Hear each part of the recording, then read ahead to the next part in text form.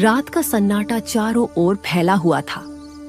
एक व्यापारी अकेले जंगल के रास्ते से होता हुआ सौम्यपुर राज्य जा रहा था। तभी उसकी नजर एक प्राचीन बरगद के पेड़ पर पड़ी, जिसकी शाखाएं जमीन तक लटक रही थी।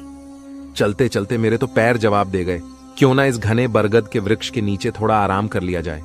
व्यापारी पेड़ के नीचे बैठने ही वाला था कि तभी उसके कानों में एक आवाज टकराई। रुक जाओ, नीचे बैठने से पहले तुम्हें एक सवाल का जवाब देना होगा। व्यापारी की नजर जैसे ही पेड़ के ऊपर पड़ी तो उसने देखा एक उल्लू इंसानी आवाज में बोल रहा था। तुम तो एक उल्लू हो, तुम इंसानी आवाज में कैसे बात कर सकते हो? इस बात से कोई मतलब नहीं है। मेरा एक सवाल है, अगर तुम उसका जवाब दे दोगे तो उसके बदले में तुम्हें सोने चांदी के खजाने का पता बता दूंगा, और अगर नहीं दोगे तो तुम्हें पत्थर बना दूंगा। व्यापारी उल्लू की बात सुनकर डर गया।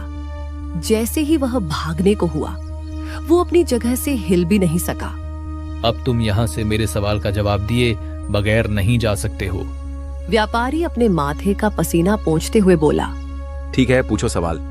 तो फिर सुनो, सवाल ये है कि एक तरफ तुम्हें एक हीरे से भरा हुआ जंगल दिया जाए, वहीं दूसरी तरफ तुम्हें एक दूसरा जंगल दिया जाए जो अंधेरे से भरा है।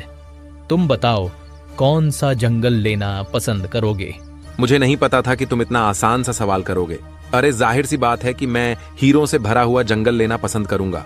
व्यापारी की बात सुनकर अचानक उल्लू की आंखों से रंग बिरंगी किरणें निकली और व्यापारी पत्थर का बन गया।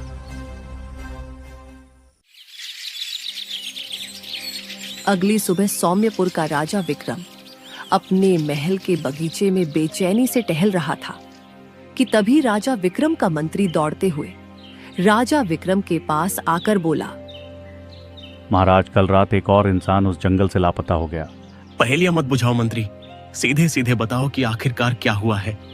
महाराज, कल रात हमारे राज्य के कुछ नागरिकों ने दूसरे राज्य से एक व्यापारी को उसी रास्ते से अपने राज्य की ओर आते हुए देखा था, जिस रास्ते में वही बरगद का घना पेड़ पड़ता है।